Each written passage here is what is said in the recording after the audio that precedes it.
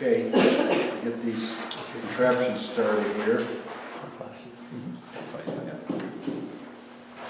Welcome out tonight. Good to be with you again. We started this in January and it's already May. And so I'm not sure how long these will go on, but we still have a lot of scriptures to look at.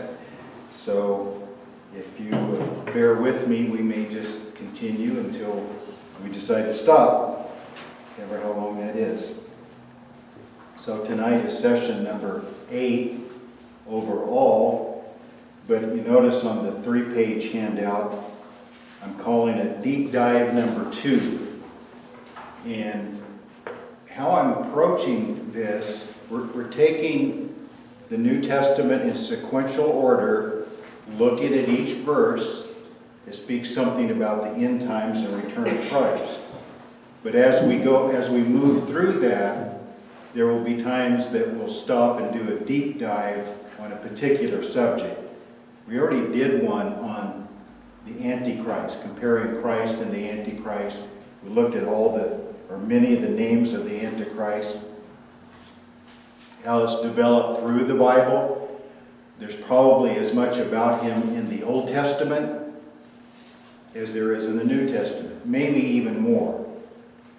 Almost the entire 11th chapter of Daniel is speaking about him, along with many other verses. So that was our first deep dive.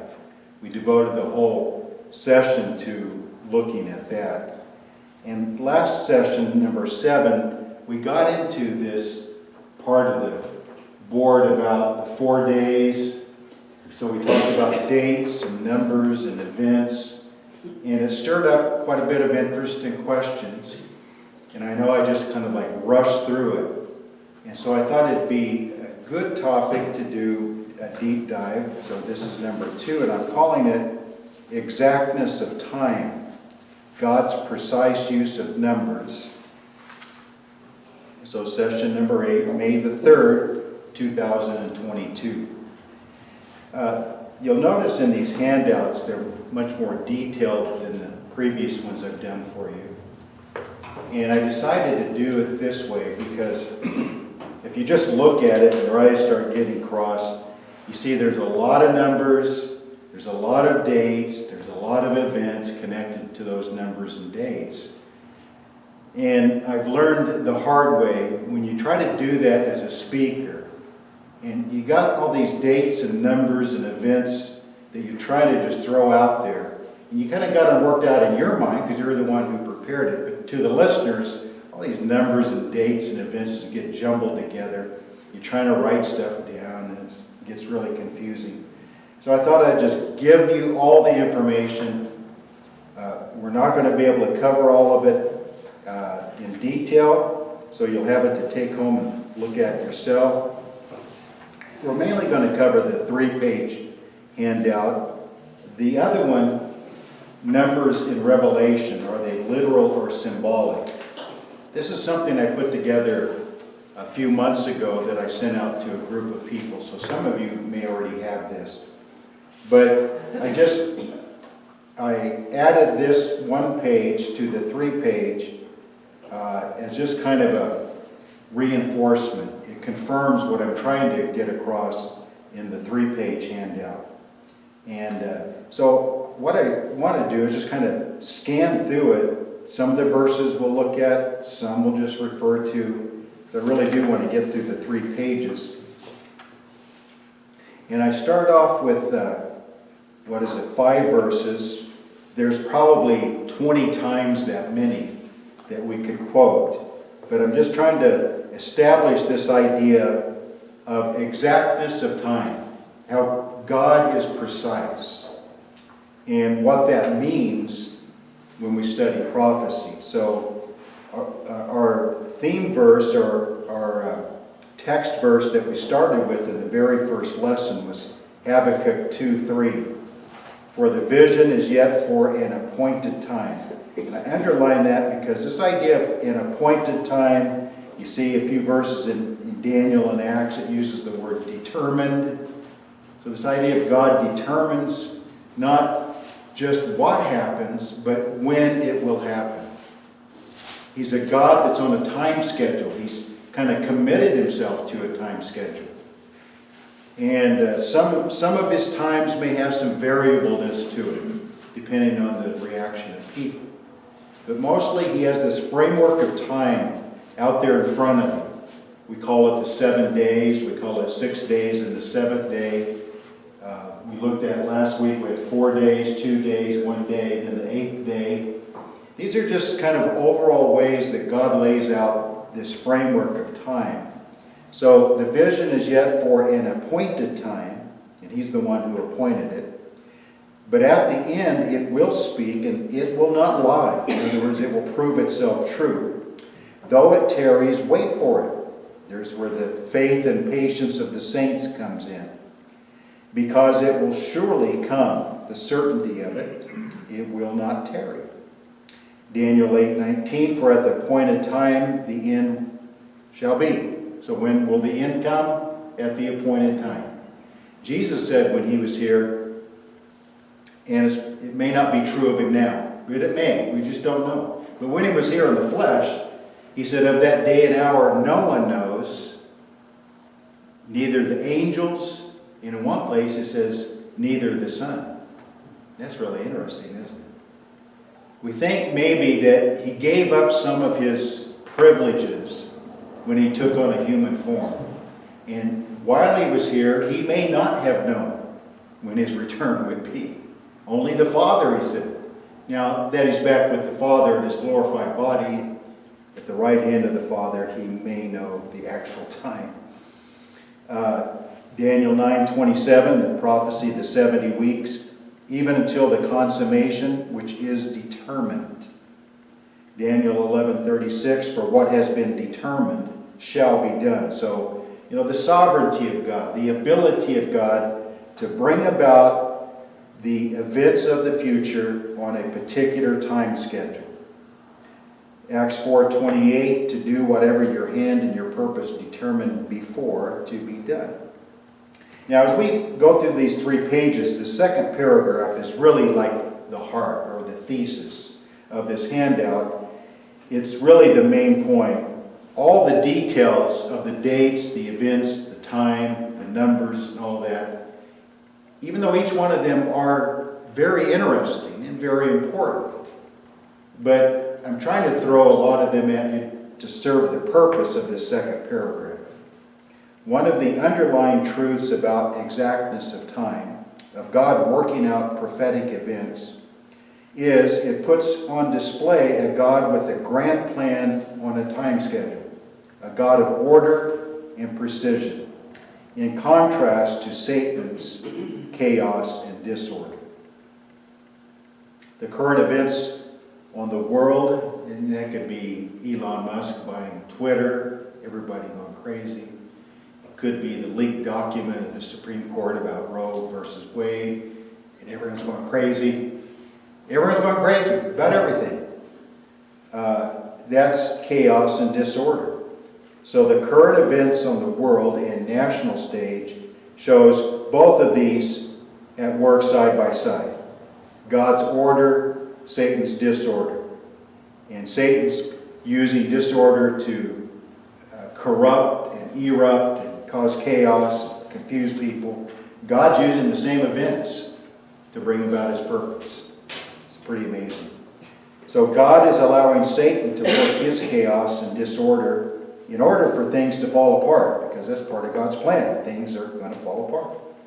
But God is working in the same to take the pieces and put them together to a perfect and orderly government of the Christ during the millennium. So I asked this question many times. Are things falling apart or are things falling into place? And the answer is both. God will allow things to fall apart. They have to, in order for him to step in and put things back together. The thing is, our flesh doesn't want to live through the falling apart part. But he will give us grace to go through that, and then we will be part of that, putting everything back into place. So in session number 7, we looked at 4 main time periods, and I didn't number the same way I taught them as far as 1, 2, 3, and 4. Based on the 7 days of creation week, in Genesis 1:14, he says, the sun and the moon and the stars are for signs and seasons, days and years. If you read that passage and then the one following, it's really interesting. He only says they are for light. I don't know if I would say secondary, but he says they are for light only after he says their main purpose is for signs and seasons. So prophetic nature to them, not just up there to give us light. They serve a much deeper purpose in God's plan. God then incorporates exactness of time, of days, of length of time to show the preciseness of his plan, to show he is sovereign, capable not only bringing about his plan, but able to do it on an exact schedule of time, is still allowing for man's free will. So we looked at these last sessions, so just quickly. So we have the 2 days and the 3rd day of Hosea 6:2. Those are said clearly. And if you look at that passage like we did last week, when do the 2 days start? So that's the thing. What is the starting point? So you go back into chapter 15 of Hosea, verse 15, and it says, I will return to my place. So clearly that's his resurrection and ascension back to heaven. His death, resurrection, and ascension. Around 30 AD. So that triggers the start of the 2 days. And then we have the 3rd day in Hosea 6:2 that clearly describes it as a resurrection of the dead. He will raise us up on the 3rd day. So from the 3rd day, we come to understand it represents the 1,000 years, millennium. So the 3rd day is the 7th day overall, the Sabbath day of rest. And the Bible calls the millennium the time of rest, the Sabbath rest. So we're clear about that, and that's connected to the 3rd day. So, we always have to be careful in the Bible of making numbers only symbolic of something different, like a day is 1,000 years or something like that. You have to be careful, but when the Bible says that's what it is, then you can be free to do it. So if the 3rd day is 1,000 years, that makes the 2 days probably 2,000 years.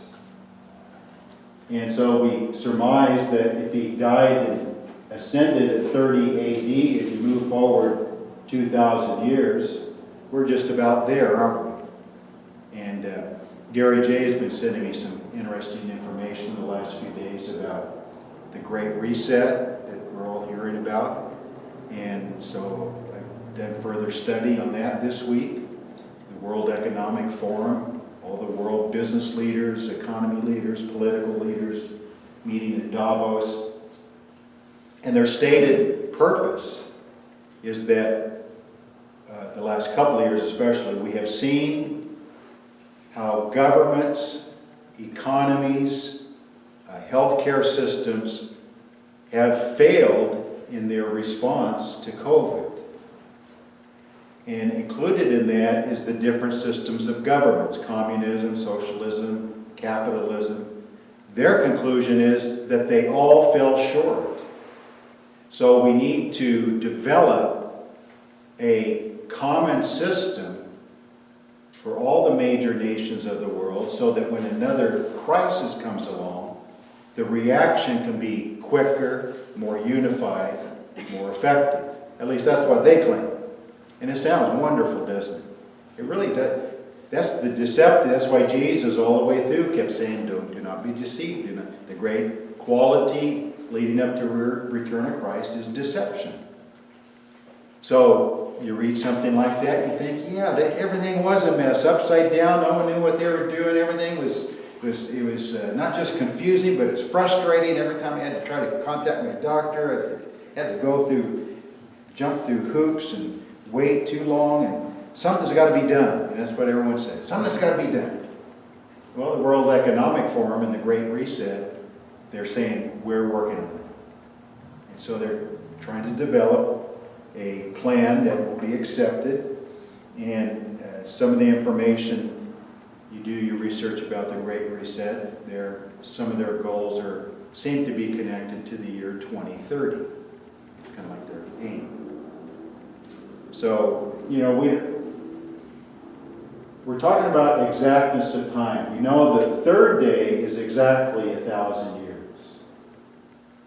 We know the 4 days from Adam to Christ, the chronology that I follow, that I found to be the most thorough and accurate, is called the chronology of the Old Testament. Dr. Floyd Nolan Jones.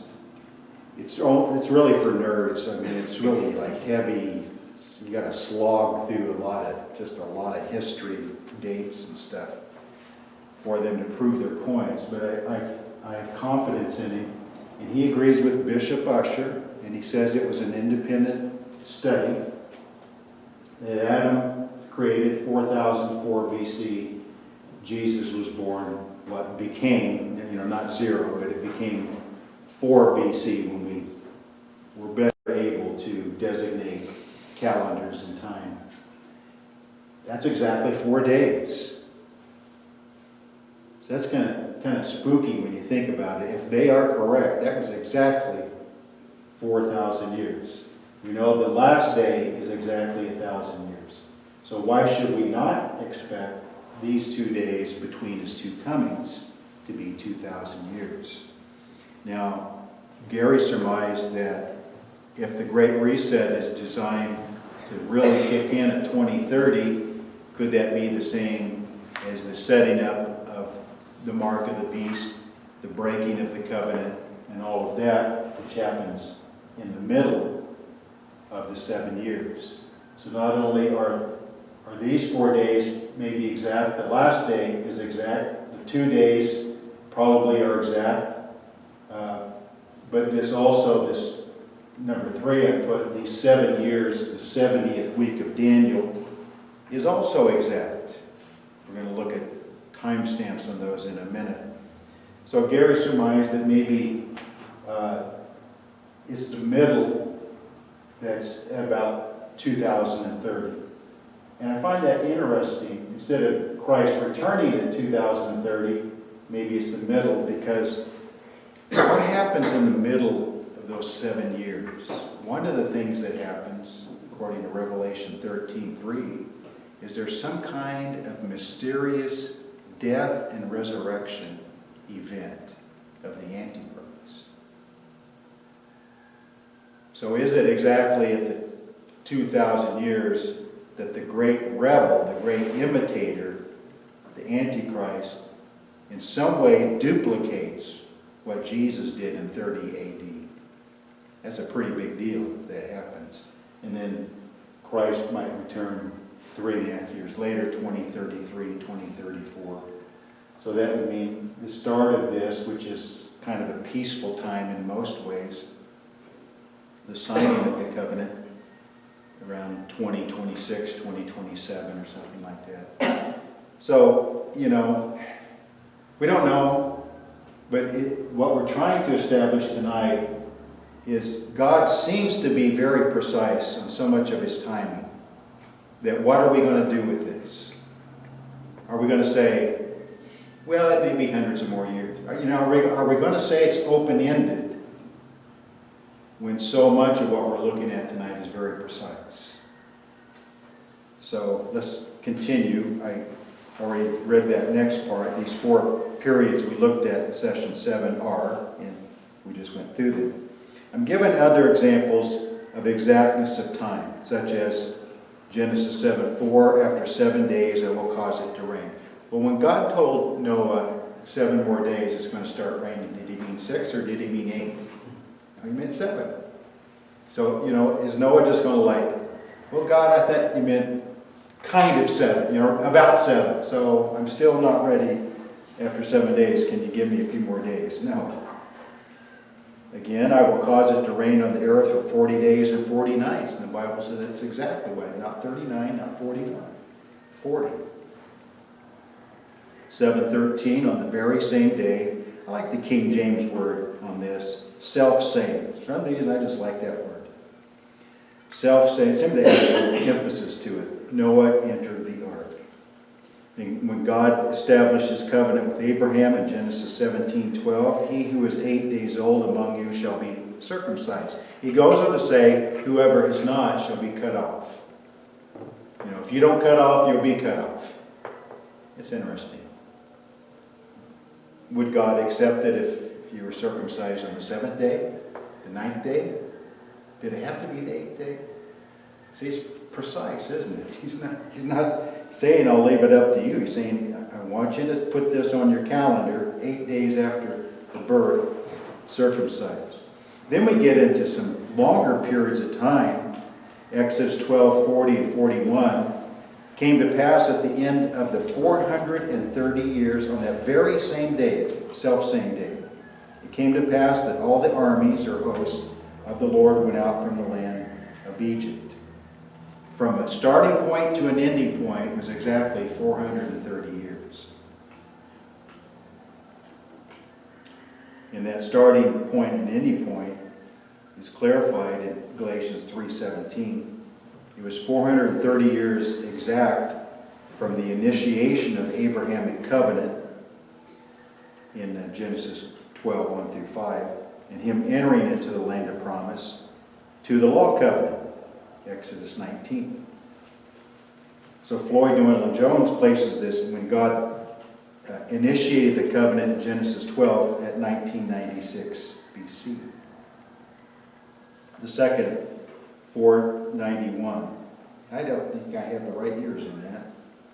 But anyway, I think I messed up on the dates, but 430 years shows to be the difference. I don't know how I did that. I must have confused some things, but I'll correct that for next time. 1 Kings 6:1 says, it was 480 years exact from Israel leaving Egypt until the temple began. And the reason I want to include these longer, 430 and 480, is that if you're a chronologist trying to figure out important dates of the Bible, and God gives you a length of time from this to this is 430, and from this to this is 480, that gives you a big chunk of what you need right there. So you plug in those events of starting and ending at 430 and 480, and then you start adding in the genealogies of Genesis 5 and 11, and then you add easily, we could even pick out different names, but the oral records that became the written records from Adam all the way to Enoch, then to Methuselah, and then there's the flood. And then Methuselah died the year of the flood, we're told. So it's given to Noah, and then to Shem, and then to Abraham. And then from there, through Joseph and Moses, who had access also to Egyptian dates and records in the palace, it gives us confidence in their results. These people have worked really hard trying to establish these dates, and I have pretty good confidence in them. The holy feast days shows this exactness of time, and I just gave you the scriptures here about Passover, first fruits, Pentecost, tabernacles. You can read those yourself. But some of them are on like a date of the month. Like Passover is the 14th day of the first month. So it changes days of the week each year, doesn't it? It's a different day of the week. But then there's a few of them like Pentecost and first fruits that are always on a Sunday. They're not just a date on a calendar, they're a day of the week after a particular starting point. So God's very precise. As the calendar went through its year and their holy feast days, they had no doubt. There was no guessing game. And there was no like, well, I'm busy that day, I think I'll kill the lamb on the 16th instead of the 14th. There was none of that. God wanted it exactly when he said. So you can look at those. And in these holy feast days, if you read through them, he mentions quite a bit about original creation. That part of the purpose of them was to look back at God as creator. So the 7 days from Adam through the millennial Sabbath rest, and the 8th day being the eternal ages. And I like this thought. The 7th day is always necessary to enjoy and be ready for the 8th day. So then I go through this. I've already talked about it. One quick and simple way to show that day can mean 1,000 years in prophetic language is that Hosea's 3rd day in 6:2 is clearly a resurrection, which many other verses always describes as being at the end of this age. What Jesus called, I will raise him up at the last day, in John 6:40. Daniel describes as being after a time of great tribulation in chapter 12, 1 through 3. There'll be a time of trouble such as there never was since there's been a nation. And then people will rise up from the dead, as described in verse 2. What John calls exactly 1,000 years, 6 times in Revelation 20. So I conclude Hosea 6:2, the 3rd day is the millennial, fitting well into the principle 2 Peter 3:8, with the Lord one day is 1,000 years, 1,000 years 1 day. Thus if the 3rd day refers to 1,000 years, the 2 days are 2,000 years. Now I want to stop here and just briefly look at this one page, Numbers and Revelation. Because one thing I'm trying to establish in all of these, someone asked me a while back, and then I read someone else that was trying their best to say that 1,000 years does not mean 1,000 years. It's a big round number that simply means a long period of time. And believe me, there's a lot of people who teach that 1,000 years is symbolic of the church age, or between Christ's 2 comings. It just means a long period of time. It's not precise, you really can't. So what I did is I just sat down and I scanned through Revelation, and I just started writing down anytime there's a number. It could be a number of churches, it could be a number of candlesticks, it could be a number of years, it could be a number of people. But anytime there's a number, and we're not going to read through these, you take this home and look for yourself, but what I concluded at the end is that the vast majority, almost all of them, maybe a few of them you could say is symbolic, but the vast majority of examples of the use of numbers in Revelation appears to be literal, especially when it deals with time. And I think it's a really important point to make, because maybe the most symbolic book in the Bible, when it comes to numbers, especially in regarding time, is literal. And if it is that way in the most symbolic book of the Bible, then what is it in the rest of the Bible, if it is not exactness of time? So then back to the 3-page handout, I start with Daniel's vision of the 70 weeks. Our exact time of 490 years. This is as clear as day. There's no question about it. Some people try to work around it. But if you look at the verse I gave in 2 Chronicles 36:21, they violated 70 Sabbath years, which is 490 years. God said, let the land rest every 7th year. They didn't do it for 70 Sabbath years. So God says, okay, I always get my way, in case you don't know it. So since you skipped 70 Sabbath years of letting your land rest, I'll take you out of the land. And the land's going to rest, because I decree that that's the way it has to be. So it's clear that's why they were in captivity for 70 years, because they had skipped 70 Sabbath years. So that's well established. So then in that context, then you take the 77s, the 70 weeks, and all he's doing is saying, now I'm going to give you 490 years, 70 Sabbath years of your future in this vision, in this prophecy. So if you look at it like that, it's 2 sets of 490 years, one past, one future.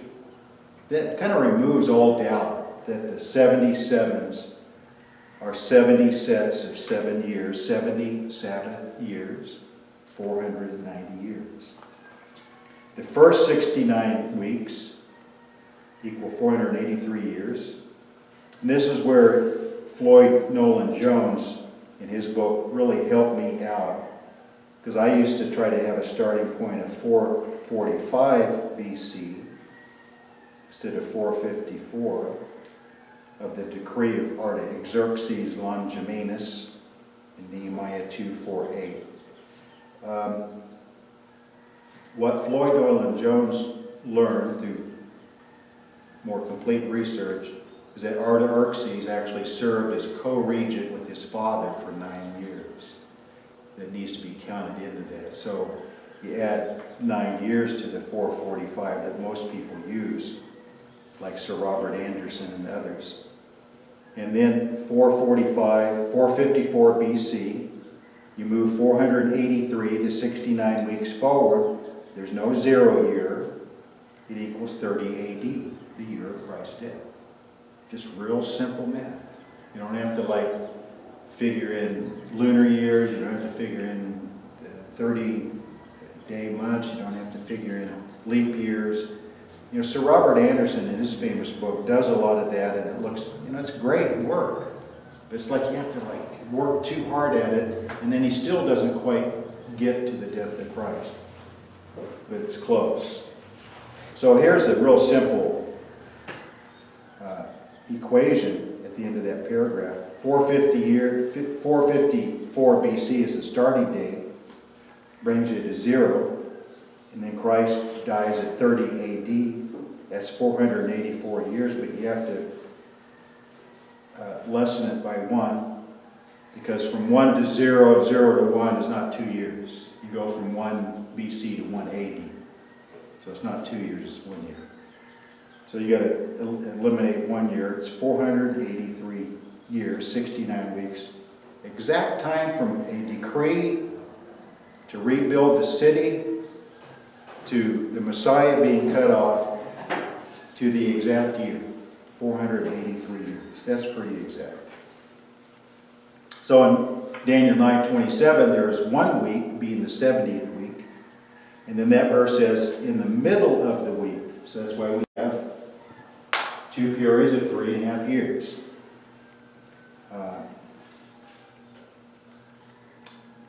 The first part is triggered by a signing of the covenant between the Antichrist and Israel in his 10-nation confederation.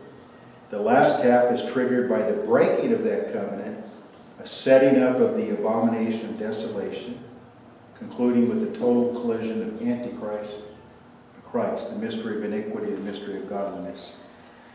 And of course, who wins? Well, Revelation 19:11-21 describes that. Isn't it interesting? There are 7 separate passages, that prophetic number 7, specifying the last 3.5 years of Daniel's 70th week. But there's really 8 if we include Daniel 12:11.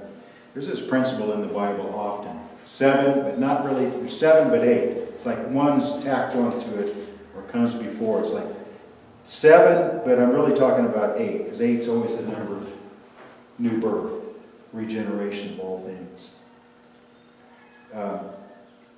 What God does is pretty amazing as you go through these 7 or 8 passages. So if you're only looking at Daniel, 7:25 and 12:7 mentions time, times, and half a time. So you think to yourself, well, okay, that might mean 3.5 years, but it might mean, it's like, okay, that's not the way we talk, so is it really 3.5 years? It could be something, it means something, it's a little bit vague. So what God makes John do in Revelation is to clarify, or to not clarify, but to solidify. When Daniel says time, times, and half a time, he means 3.5 years. And how does God do that in Revelation? Well, if you look at number 6, Revelation 12:14, he quotes Daniel. He says, this is time, times, and half a time.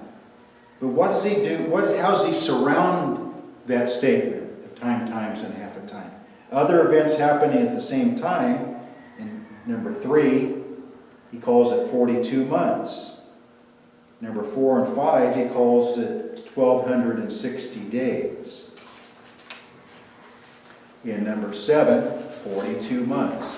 So on both sides of this time, times, and half a time that he quotes Daniel from, he's saying time, times, and half a time is 1,260 days, it's 42 months. And why does God use 3 different time descriptives to talk about this period of time? Well, I've concluded it's God's way of saying, I know Revelation is symbolic. I know there's a lot of things in here that are kind of spiritualized. But when it comes to time, it's literal. It's exact. So by using 3 different terms for the same length of time, it's kind of like he's shouting at us. Do not symbolize this. They're all 3 the same. 42 months is 42 months. 1260 days is 1260. And both of them are time, times, and half a time. So he's talking about a very specific period of time.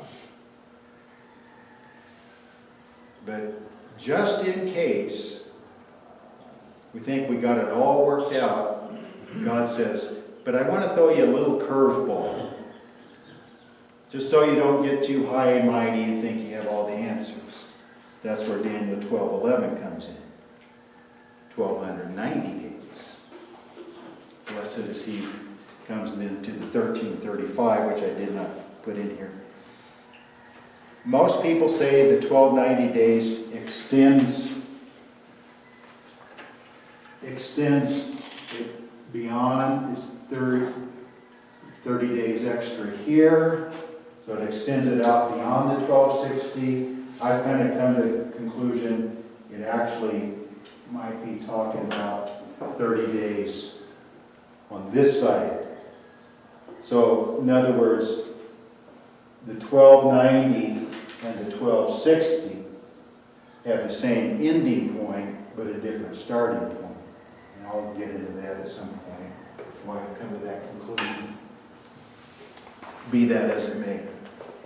It's almost like God saying, don't get over certain about all this. There's a little bit of variableness.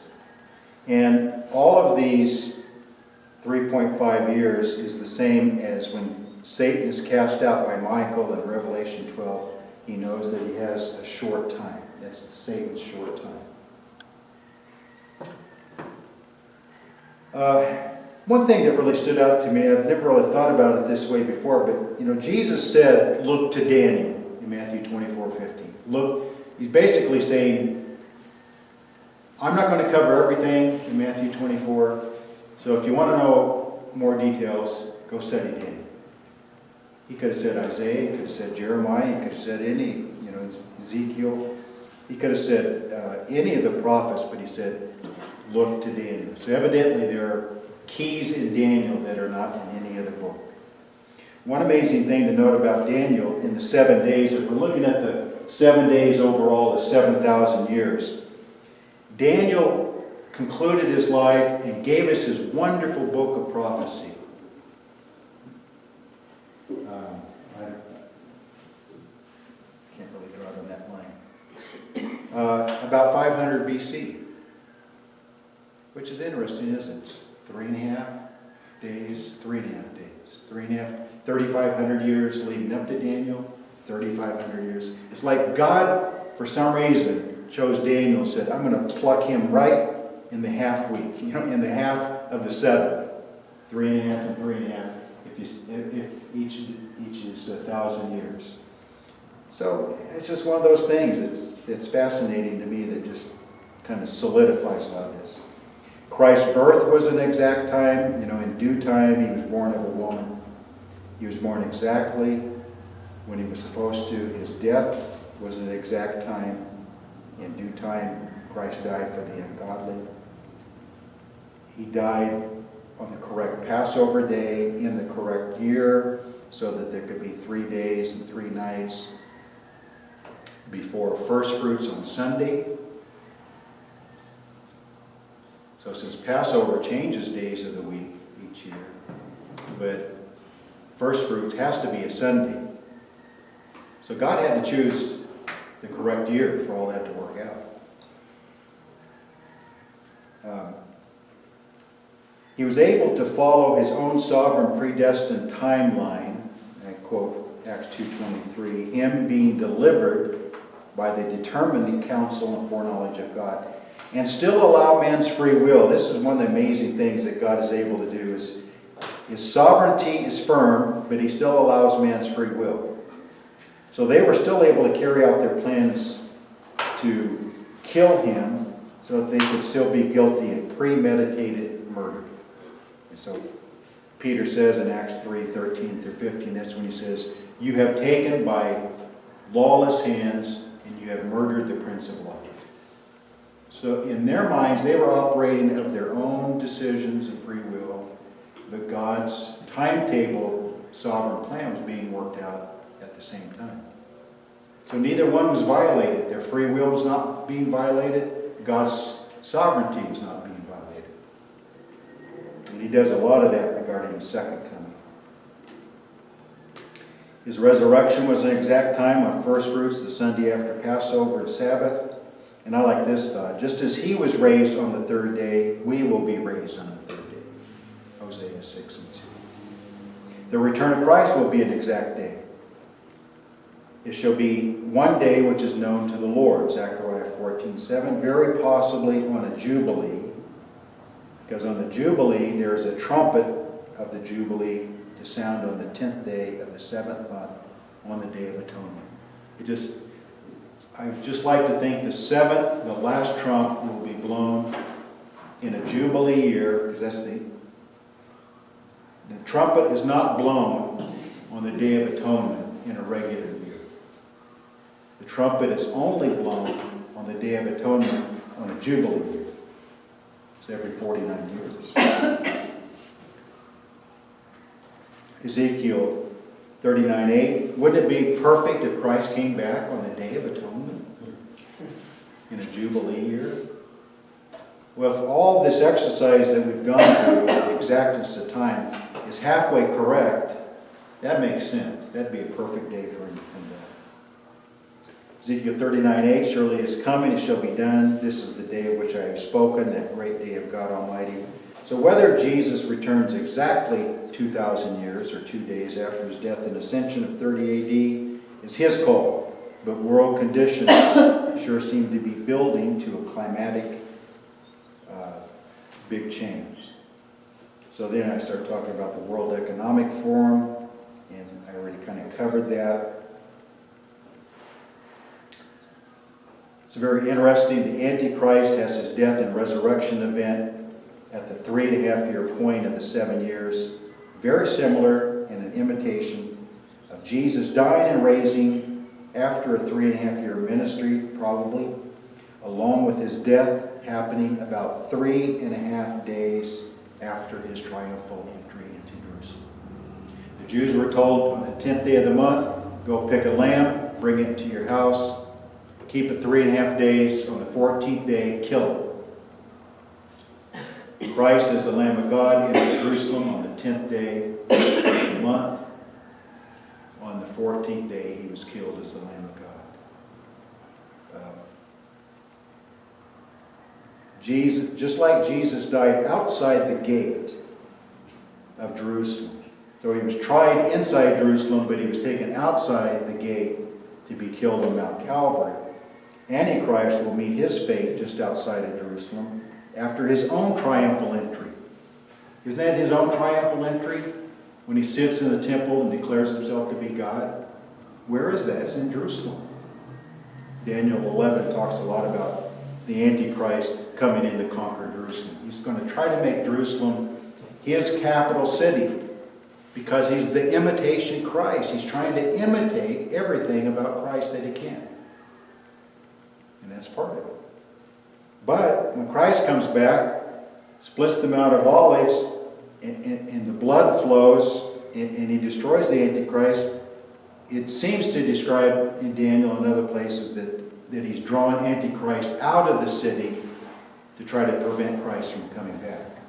So he dies outside the gate. So the true Great Reset will only happen with the dramatic, powerful return of Christ to set things right. Our other text verse besides Habakkuk when we started was Acts 3:19 through 21 is the Bible's great reset, as the verse that says, whom heaven must receive until the restoration of all things. And that's at his return. That's the great reset. The millennial is the great reset. Man will attempt his great reset. The Antichrist will attempt his great reset at the mark of the beast. But none of them will succeed. The great reset that will succeed is the one Christ does at his return. Psalm 102:18, you will arise and have mercy on Zion, for the time to favor her, yes, the set time has come. I wonder if he'll quote that in the sky on the white horse, so that everyone will say, the set time has come. I'm back. I'm taking over. So 4 pages of information, rush through it. At least you have the information to study for yourself. I'm sure there are many, many other verses, events of the Bible that we could look at that deal with numbers and dates and time and years that could probably add several more pages. We didn't even look, other than that this one page in Revelation has some of it, but we didn't even include in this 3-page how that the number 3, the number 7, and the number 12. This one page has a lot of 7s and 12s. But 3, 7, and 12, we could find events all through the Bible that are 3 days, 3 years, 7 days, 7 years, 12 days, 12 years, whatever, these prophetic numbers, so that we could add a couple more pages to what we already have. But this is sufficient, I think, to prove the point. And I am going to stop 5 minutes early on my part and open it up to you. What do you have?